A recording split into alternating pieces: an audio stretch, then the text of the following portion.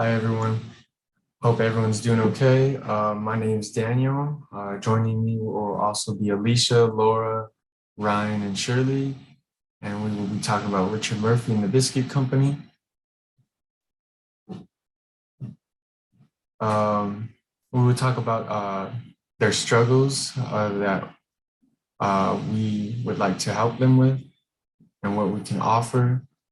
Starting at the micro level, they are struggling with new organizational culture versus old organizational culture. So we will talk about how we can unite these groups within the organization and how establishing oneself as a leader can bring about the change needed for this company to succeed. Once established, what can that leader do? Um, Also at the micro level, miscommunication is a struggle they're also having. So how can we make sure these groups understand what each provides to the company as far as their working function, making sure they comprehend that their work is all connected to keep the business going. Can team meetings help this business? Maybe this will encourage communication among both groups so there's no misunderstandings. We'll also talk about at the meso level, the lack of support from Andrew Eastern and how him showing support and backing from Murphy can lead to an established credibility that may lead people to actually follow and listen to what Murphy has to say on overall improvement of the business. And finally, we will be talking about the macro level on lack of commitment for change. Everyone has to be on the same page and bring innovative ideas to the table. And overall, they just need to have an actual desire for change. So we hope we can help with that. At the micro level, one of the major issues at Biscuit & Co. is the emergence of a new organizational culture and the existence of the old organizational culture. Because of Murphy's intent to change, his hiring of new staff and managers, and the sales and marketing team, there is an us versus them situation now impeding Murphy's intent to change the company. Old staff feel as if they will be replaced, ignored, or fired and want to stick with the old ways of cost-based strategy. New staff want to change the company's ways towards marketing and focusing on the customer. Andrew Eastern is looked upon by the old staff as a role model and as a leadership position. Eastern has to understand and acknowledge himself why there is a need for change and to do his utmost to promote Murphy's changes. Since the old staff, because of their strong organizational culture, is derailing projects and not complying with Murphy's actions without repercussions, Eastern has to start implementing punishments or withdrawing rewards for staff that continue to do this. Although loyalty has mainly been rewarded in the past, Eastern has to add that loyalty combined with supporting change and innovation will be rewarded with job security. Easton can use his position of being on good terms with the staff to persuade and coax them into trying out Murphy's ideas and supporting those who do while punishing or simply not supporting those who don't. For those who purposely derail projects, Eastern should sit down and communicate that everyone is in the same boat and this can't be tolerated anymore.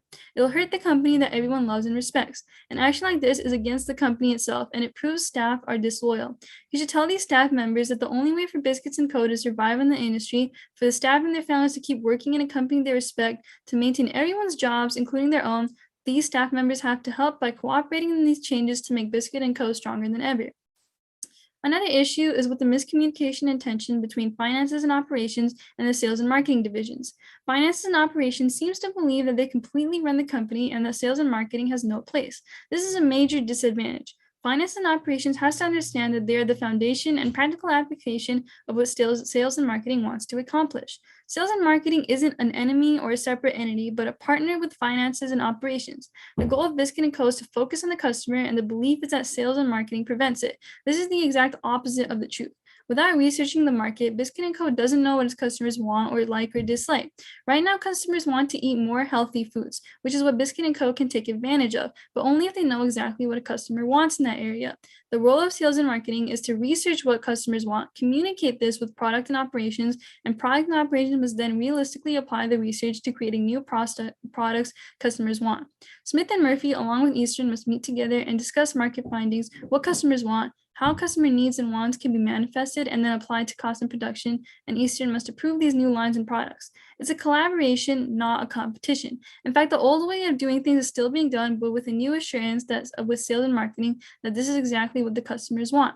In the end, you get satisfied, happy customers, and Biscuits & Co. has accomplished its goal of helping the customer be satisfied. Hello, my name is Laura Sotelo. Now we're going to discuss the bigger problem that the biscuit company is facing from the macro point of view. We all know the company desires change, but it is experiencing resistance to change from Andrew and the original employees. So basically, Murphy, you don't have the full support of the team. That's why the biscuit company is struggling to create change. Workers are not following the necessary steps, and there are no repercussions for not following directions. The company is being impacted economically because profits have decreased throughout the years due to the lack of innovation. If the company does not begin to create change, it will result in the closure of the biscuit company. Now, I have a few solutions that I hope can help the biscuit company grow, and a few ideas for you, Murphy, to help the company accept the change. First of all, communication is key. Just like customers are communicating their needs to the company to introduce new products, it is your turn to filter and persuade that message to the biscuit company and all the employees. Employees need to be heard, and getting them involved with the changes might make them feel more secure and listen. By them providing you with feedback, it can help them get rid of old habits and accept the new challenge. Secondly, improving the human resources department. Employees still need to understand that if orders are not being followed, then there will be repercussions. Next, innovation. With time passing, people demand different types of goods because there's so much variety. The company needs to create more healthy products, but with that, the employees that are creating that product need to be motivated. Also, all resources necessary need to be provided along with the skills. It may be time to retrain the employees to get rid of old habits. Accepting change is difficult, especially when there are old habits that need to be broken, but the Lewin 3-step model explains how we can create change. First, time to unfreeze them by getting them ready for the change. Second, make the change happen. Introduce it, filter the message, persuade them, communicate with employees. And lastly, refreeze them to make sure that the change is permanent. Lastly, let's remember Bernard's cooperative system. Just like the organization has goals, so do the people working for the organization. And the people who are creating the product need to be empowered to make the change happen. Because at the end, they are the ones that will help with the growth of the biscuit company. Moving on to some of the Mesa level problems within the case study, the first of which being leadership and lack of experience from Andrew Eastern and some of the other higher ups within the company. They had a lack of experience in retail trade and trade investments, which led to an inability to focus on customers' complaints and or needs. Another problem that occurred within the company was the poor communication from Andrew Eastern in terms of company decisions. Andrew Eastern was not fully clear in terms of the decisions that they were making, or even the hiring of Richard Murphy, who was put in place to help with the trade investments and retail trade. The third of the leadership problems was that the employees did not work well together. When Richard Murphy joined the company, half of the employees that joined the new company were from Richard Murphy. The other half worked under Andrew Eastern.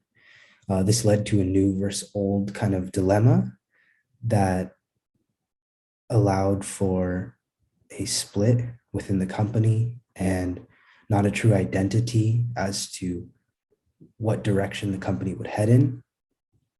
Another problem within the Mesa level was the support shown from higher ups. Higher ups hiring Murphy did not fully back him and his decisions. They needed to put faith in some of Murphy's ideas and decisions for the company. And because there wasn't too much support shown, some of the older employees that worked under Eastern were not willing to change and get some of the ideas that Murphy had put into place.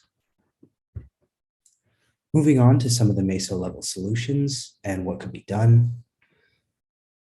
In terms of making improvements and in retail relations, they would need to make significant improvements so that they could better focus on customers and make better trade investments. Another thing that could be done is giving an overall game plan with a strategy. A strategy would greatly help the company know what direction they want to be headed in, and it would help the lower down employees know what the higher ups expect of them and what they want them to do. The third of the solutions would be proving to people that trust has been placed in Richard Murphy. The higher ups, Andrew Eastern included, need to show the company and some of the older employees that they fully put their trust and faith in some of Richard Murphy's decisions and experiences. And next up, we have the macro level. In conclusion, Murphy was having issues implementing marketing strategies into Biscuit & Co. due to the traditional values that they held. On the micro level, the new versus old mentality was really big. The staff kind of felt like they're competing with each other. And in terms of management, operations and sales had a little bit of tension.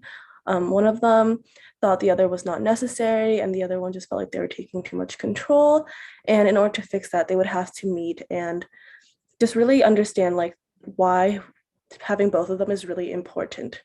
On the meso level, Eastern was not really helping Murphy kind of acclimate into the community. His leadership was not great, and in order to create a more united company, he would have to allow everyone to work together and kind of encourage a more unified workplace. On the macro level, they struggled with getting employees to work towards the same goal. They did not necessarily know what they wanted. Some of them wanted to have marketing be the main focus, and the others wanted to hold on to what they knew already, which made it difficult. But nevertheless, Murphy made marketing a crucial part of the company. And despite Eastern's threat to fire him, there was a successful product launch for the first time in years.